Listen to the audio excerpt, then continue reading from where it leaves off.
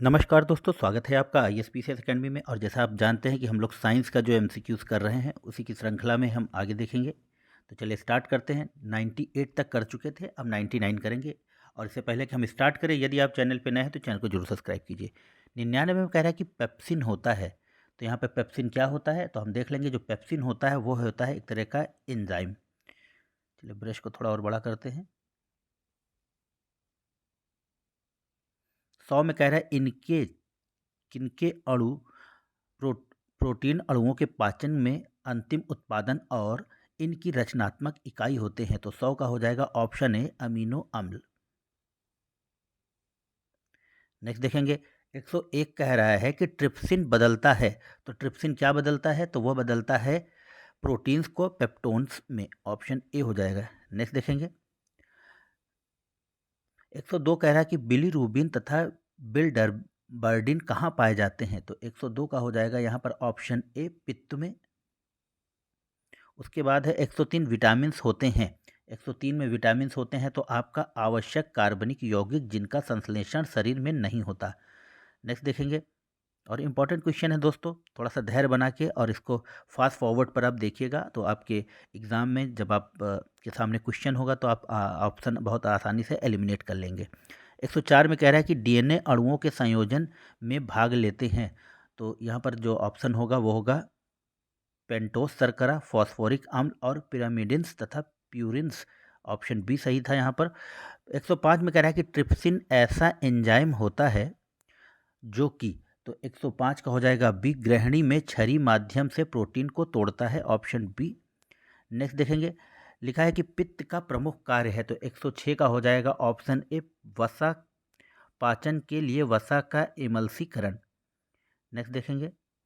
7 में कह रहा है कि 7 में कह रहा है वह अंग जिसमें प्रोटीन का पाचन पूरा होता है। तो 107 का हो जाएगा ऑप्शन सी, न्यूक्लिक आंत में। माफ़ कीजिएगा, ऑप्शन सी आंत में। 108 में कह रहा है किस रूप में पची हुई प्रोटीन्स का शरीर में संचरण होता है।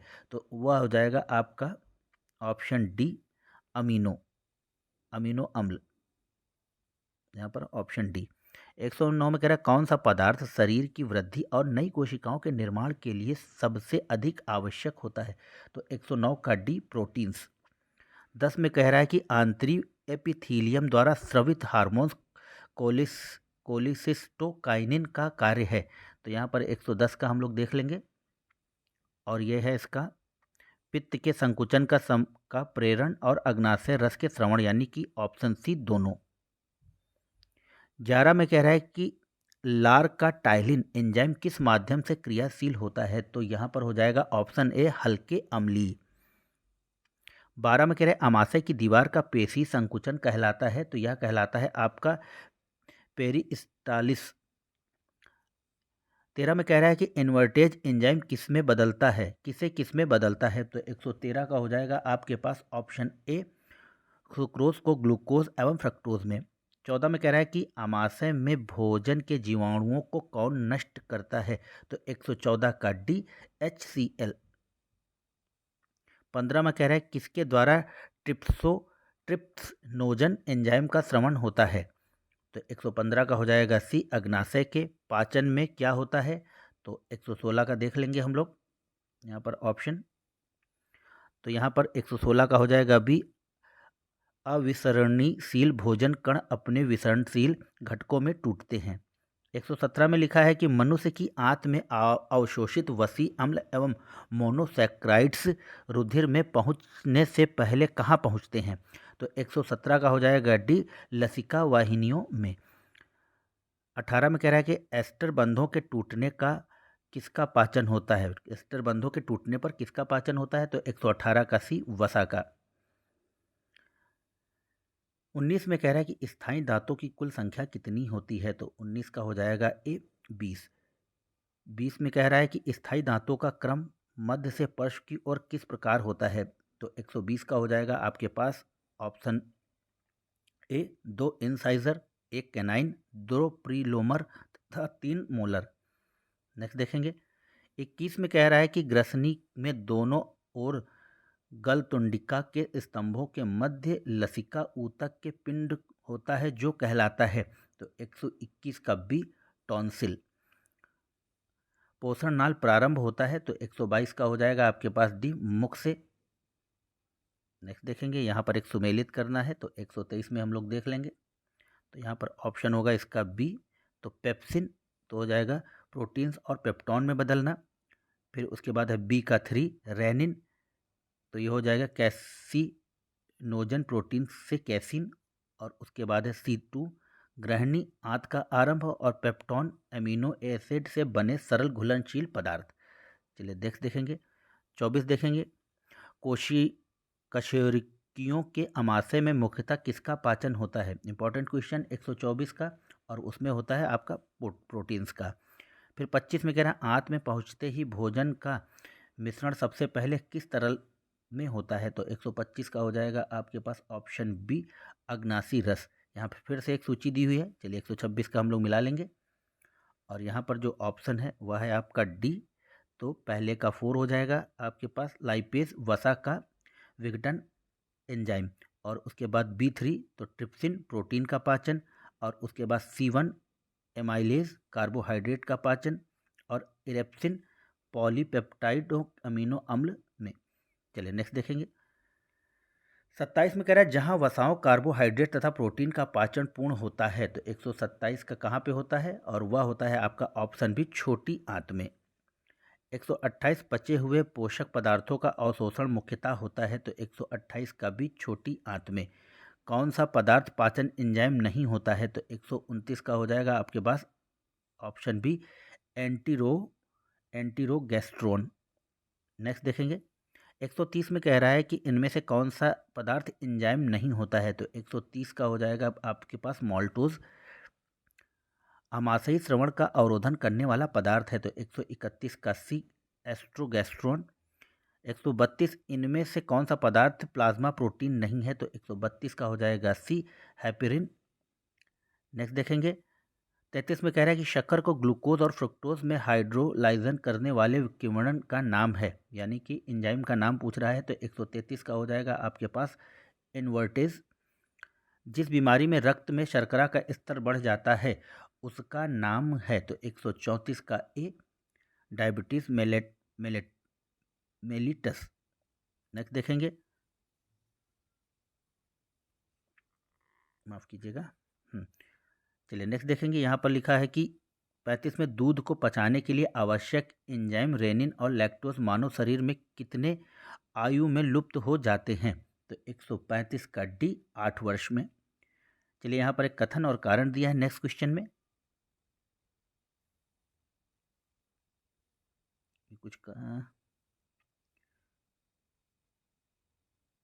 चलिए हम इसको छोड़ देते हैं, ये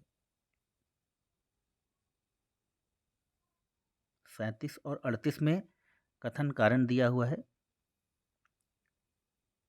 और इसके जो कूट हैं वो ऊपर दिए हुए हैं। तो चलिए देखिए, 36 कह रहा है कि उदक मेह वाले व्यक्ति को प्रायः प्यास लगती है, कारण उदक मेह वाला व्यक्ति विषोप्रिन की अतिशय स्राव से ग्रस्त होता है। तो देखिए 136 का हम लोग देखेंगे तो यहाँ पर ए तथा आर दोनों सही, आर ए का सही स्पष्टीकरण है।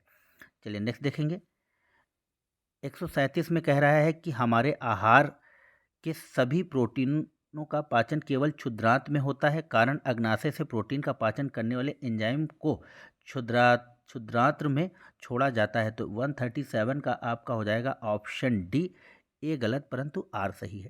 चलिए नेक्स्ट देखेंगे, 138 में कह रहा है कि मानव शरीर से संबंधित निम्नलिखित कथनों पर विचार कीजिए। पित्तवाहिनी अमाशय में अपनी अंतर वस्तुएं मोचित करती हैं। दूसरा है कि अग्नाशय वाहिनी ग्रहणी में अपनी अंतर वस्तुएं मोचित करते हैं। तो 138 का हो जाएगा आपके पास ऑप्शन बी, केवल 2 सही है यहाँ पर। चलिए 39 देखेंगे, उस वाहिनी का नाम क्या है जो अमाशय और क्षुद्रांत में यकृत में पोषक युक्त रक्त देती है। तो 39 का यहाँ पर ऑप्शन होगा डी, यकृतीय प्रवेश द्वार सिरा। चलिए 40 में देख लेंगे, 40 कह रहा है कि निम्नलिखित विटामिन में से किसकी हीनता से मूत्र में बढ़ी हुई कैल्शियम आयन की हानि होती है। तो 140 का हो जाएगा डी, विटामिन डी। नेक्स्ट देखेंगे, 141 में कह रहा है कि मानव शरीर में निम्नलिखित में से किस एक हार्मोन्स के साथ साथ पाचक एंजाइम का भी श्रवण होता है। तो यहाँ पर 141 का हो जाएगा अग्नाशय। फिर 42 में कह रहा है कि निम्नलिखित में से कौन सा एक एंजाइम है, तो वह है आपका ट्रिप्सिन। चलिए नेक्स्ट देखेंगे। और 143 कह रहा है कि एल्कोहल के निराविशन के लिए निम्नलिखित मानव अंगों में से कौन सा उत्तरदायी है, तो यहाँ पर आपका ऑप्शन ए। फिर 44 इंसुलिन एक बहुलक है, तो वह है आपका फ्रक्टोज का। 45 मानव शरीर के एक पैर में कुल कितनी अस्थियां पाई जाती हैं, तो 145 का सी 30। चलिए यहाँ पर फिर से एक सूची को दूसरी सूची से मिलाना है। 46 में तो देख लेंगे हम लोग इसका। तो 146 का जो सही आंसर है वह है आपका बी। तो पहले का 2 हो जाएगा, तो बाह्य कंकाल नाखून, और उसके बाद कशेरुका तो हो जाएगा अच्छी, और उसके बाद है C4 सर्वाधिक लंबी अस्थि, तो आप जानते हैं फीमर, और सैडिल जोड़ तो वह है अच्छी, नहीं सैडिल जोड़ अंगूठा, माफ़ कीजिएगा यहाँ पर। तो ये हो गया इसका मिलान। चलिए 47 कह रहा है कि कलाई की हड्डियों को किस नाम से जाना जाता है, तो 147 का हो जाएगा सी मेटाकार्पस। ये क्वेश्चन कई बार आ चुका है और इस बार भी आने की इसकी संभावना है। चलिए नेक्स्ट देखेंगे। 148 में कह रहा है कि एक सूची को दूसरी सूची से मिलाना है, तो 148 में हम लोग देख लेंगे। तो यहाँ पर देखिए फीमर जो होती है वह है आपकी पैर में, अभी हमने देखा तो केवल एक ही जगह B3 है, तो यहाँ पर ऑप्शन आप ऐसे ही एलिमिनेट करके लगा लेंगे। तो कशेरुकी 33 कशेरुकाएँ, और उसके बाद है C4, माफ कीजिएगा हाँ C4 क्रेनियन 8 हड्डियों का बना, और ह्यूमरस तो वह है हाथ में। ऑप्शन बी होगा यहाँ पर सही। 149 आनन कंकाल या फेशियल स्केलेटन कितनी हड्डियों का बना होता है, तो 149 का ए 14 हड्डियों का बना होता है। 50 में कह रहा है कि फिबुला हड्डी कहाँ स्थित होती है, तो वह होती है आपकी टांग में, ऑप्शन सी। टर्सल अस्थियां शरीर के किस भाग में स्थित होती हैं, 51 का ए पैर में। पटेला क्या है, 52 कह रहा है कि पटेला क्या है, तो 52 में हम देख लेंगे तो पटेला है एक पैर में पाई जाने वाली अस्थि। चलिए नेक्स्ट देखेंगे। 153 मनुष्य की खोपड़ी में कितनी अस्थियां होती हैं, 153, और इसमें होती हैं आपकी 29। Option C. वयस्क मानव शरीर में अस्थियों की कुल कितनी संख्या होती है, बहुत ही आसान क्वेश्चन। 154 का सी 206, बहुत बार आप पढ़ चुके होंगे। 55 कह रहा है मानव शरीर की सबसे मजबूत पेशियां कौन सी हैं, तो 55 का हो जाएगा जबड़ों की, ऑप्शन ए। माफ़ कीजिएगा अभी थोड़ा सा फ़ोन मेरा ये नया है, तो इसकी जो ऑपरेटिंग है वो मुझसे थोड़ा कम हो पा रही है, माफ़ कीजिएगा फ़ोन की वजह से थोड़ा दिक्कत हो रही थी। तो 156 देखेंगे कि मनुष्य की एक्सिस कशेरुका एटलस कशेरुका के से किस प्रकार भिन्न है, तो 56 का देख लेंगे, और वह है आपका ओडोंटॉइड प्रवर्ध की उपस्थिति के कारण, ऑप्शन बी। फिर मानव शरीर की सबसे लंबी अस्थि कौन सी है, तो आप जानते हैं वह है फीमर, ऑप्शन सी। नेक्स्ट देखेंगे। लिखा है कि स्तनियों में बाह्य कंकाल का उदाहरण क्या है, तो 58 का हो जाएगा डी नाखून का बढ़ना। नेक्स्ट देखेंगे। पैरों की लंबी तथा खोपड़ी अस्थियों से भरी हुई अस्थि मज्जा, माफ कीजिएगा एक मिनट, किसका निर्माण करती है, तो 159 का हो जाएगा डी रुधिरणाओं का निर्माण करती है। लिगामेंट जोड़ता है, तो 160 में ए हो जाएगा हड्डी से हड्डी को।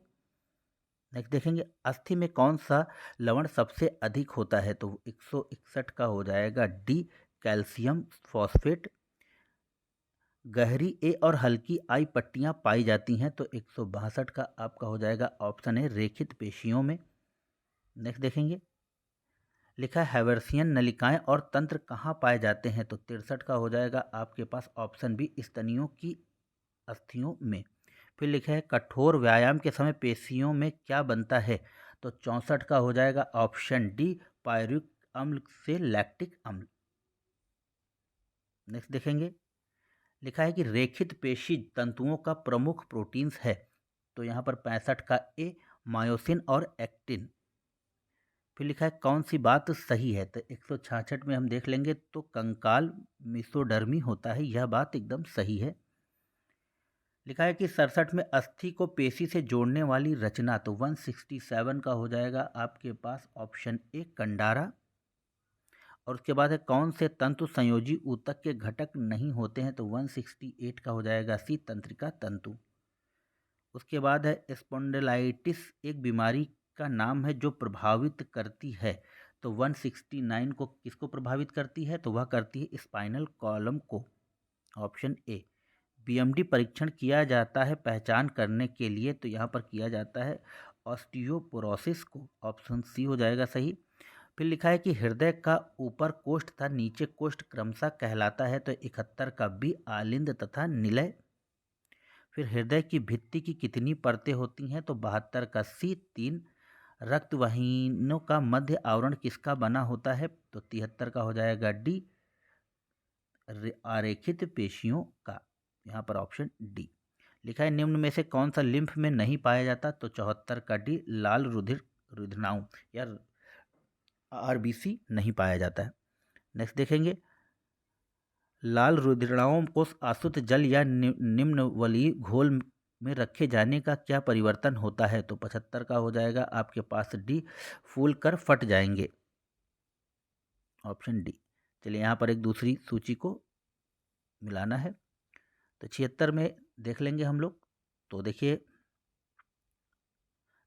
स्फेग्नोमीटर से रक्त का दाब हम मापते हैं, उसके बाद ईसीजी से इलेक्ट्रोकार्डियोग्राफी करते हैं, और उसके बाद हो जाएगा हीमोग्लोबिन जो है वो ऑक्सीजन से बंध होता है, और हृदय व पेसमेकर सीरा अलिंद गांठ, यानी कि यहाँ पर ऑप्शन हो जाएगा आपके पास सी।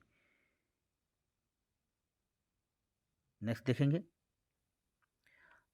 सर्विक रक्त अदाता निम्न में से कौन है, या सर्वाधिक रक्त अदाता, तो 77 का हो जाएगा डी ए बी वर्ग, 77 का यहाँ पर डी हो जाएगा। 78 लिखा है 1 घन मिलीमीटर में श्वेत रक्त कणिकाओं की संख्या कितनी होती है, तो 78 का भी 50,000 से 1,00,000 के बीच में। चलिए नेक्स्ट देखेंगे, यहाँ पर लिखा है कणिका कोशिकाओं के बारे में क्या असत्य है, तो 79 का हम लोग देखेंगे, तो यहाँ पर इनकी उत्पत्ति यकृत में होती है, यह कथन असत्य है। चलिए नेक्स्ट देखेंगे 80 में कह रहा है कि कणिका कोशिकाओं की कमी से कौन सा रोग हो जाता है, तो 80 का हो जाएगा ऑप्शन ए ग्रेन्युलोसाइटोपेनिया, यह वाला रोग हो जाता है। 81 में कह रहा है कि 1 क्यूबिक मीटर रक्त में लगभग कितनी एरिथ्रोसाइट्स पाई जाती हैं, तो 81 का हो जाएगा डी लगभग 50 लाख, यहाँ पर ऑप्शन डी होगा। 82 में कह रहे हैं निम्न में से कौन सा कथन सत्य है, तो 82 का हो जाएगा ए महिलाओं में लौह तत्व का विकास पुरुषों की अपेक्षा अधिक होता है। आगे बढ़ेंगे और 83 देखेंगे लाल रक्त कोशिकाओं की औसत आयु कितनी होती है, तो 83 का हो जाएगा सी 120 दिन। ये सब इंपॉर्टेंट क्वेश्चन है दोस्तों, और क्योंकि ये अप्लाइड फॉर्म में क्वेश्चन है तो इनके पूछे जाने की संभावना बहुत ज़्यादा हो जाती है। 84 कह रहा है कि एक स्वस्थ व्यक्ति के रक्त का परिमाण एक समान होता है जिसका नियंत्रण मुख्यतः किस पर निर्भर करता है, तो 184 का हो जाएगा आपके पास ऑप्शन ए वहिकाओं तथा ऊतकों के परासरण दाब पर। 85 रक्त में जल की मात्रा लगभग कितनी होती है, तो वह होती है करीब 91%, ऑप्शन डी। रक्त में प्रोटीन की मात्रा लगभग कितनी होती है, तो 86 का हो जाएगा ऑप्शन बी 8%। आगे बढ़ेंगे और 87 में कह रहे हैं निम्न में से कौन सा कथन सत्य है, तो यहाँ पर ऑप्शन सी रक्त में मुख्यतः एल्बुमिन, ग्लोबुलिन, प्रोथ्रोम्बिन तथा फाइब्रिनोजन नामक प्रोटीन पाई जाती हैं। रक्त कोशिकाएं कितने प्रकार की होती हैं, तो 88 का हो जाएगा ऑप्शन ए 3 प्रकार की। नेक्स्ट देखेंगे, माफ़ कीजिएगा फिर से गड़बड़ हो गया। 89 में कह रहा है निम्नलिखित में से कौन सी रक्त कोशिकाएं नहीं हैं, तो 89 का हो जाएगा सी यकृत कोशिकाएं रक्त कोशिकाएं नहीं हैं। 90 में एक सूची को दूसरी सूची से सुमेलित करना है, तो चलिए देखते हैं। तो 90 का हो जाएगा यहाँ पर ऑप्शन आपका बी श्वेत कोशिकाएं ल्यूकोसाइट और बिंबाणु थ्रोम्बोसाइट्स, लोहित कोशिकाएं इरिथ्रोसाइट्स और प्रोटीन ग्लोबुलिन। 91 देखेंगे, आज तो कुछ गड़बड़ ही हो। 91 में कह रहा है कि बीटा ब्लॉकर एक औषधि बचाने के लिए है, तो क्या बचाने के लिए है? तो यहाँ पर है ऑप्शन ए हृदयघात से। और उसके बाद है लाल रक्त कोशिकाओं का विघटन मुख्यतः शरीर के किन अंगों में होता है? तो 92 का डी यकृत तथा प्लीहा में। 93 में कह रहा है कि लाल रक्त कोशिकाओं के दोनों पृष्ठ पर किस आकृति के होते हैं? तो 93 का हो जाएगा बी, यहाँ पर दोनों पृष्ठ अवतल। फिर ग्लोबिन का विघटन किस तत्व के रूप में होता है? तो 94 का हो जाएगा यहाँ पर ऑप्शन सी अमीनो अम्ल। नेक्स्ट देखेंगे,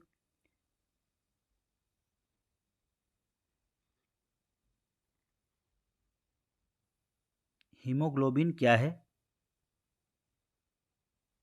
यहाँ 95 में कह रहा है कि हीमोग्लोबिन क्या है? तो वह है आपका एक जटिल प्रोटीन, ऑप्शन डी हो जाएगा। 96 में कह रहा है रक्त में सामान्यतः हीमोग्लोबिन की कितनी मात्रा होती है? तो 96 का हो जाएगा ऑप्शन ए 15 ग्राम प्रति 100 मिलीलीटर।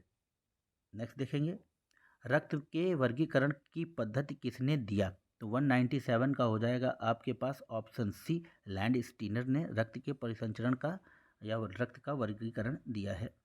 यहाँ पर एक 98 में सूची को दूसरी सूची से मिलाना है, तो यहाँ पर देख लेंगे हम लोग। तो रक्तदाब जो है हाइपरटेंशन, उच्च रक्तदाब होता है हाइपरटेंशन से, यहाँ पर ऑप्शन पहले का हो जाएगा 4, उसके बाद बी का 3 अल्प रक्तदाब हाइपोटेंशन की वजह से, और उसके बाद हो गया आपका हीमोफीलिया, तो आघात से रक्तस्राव और अरक्तता हीमोग्लोबिन की कमी। चलिए 99 में देखेंगे हम लोग।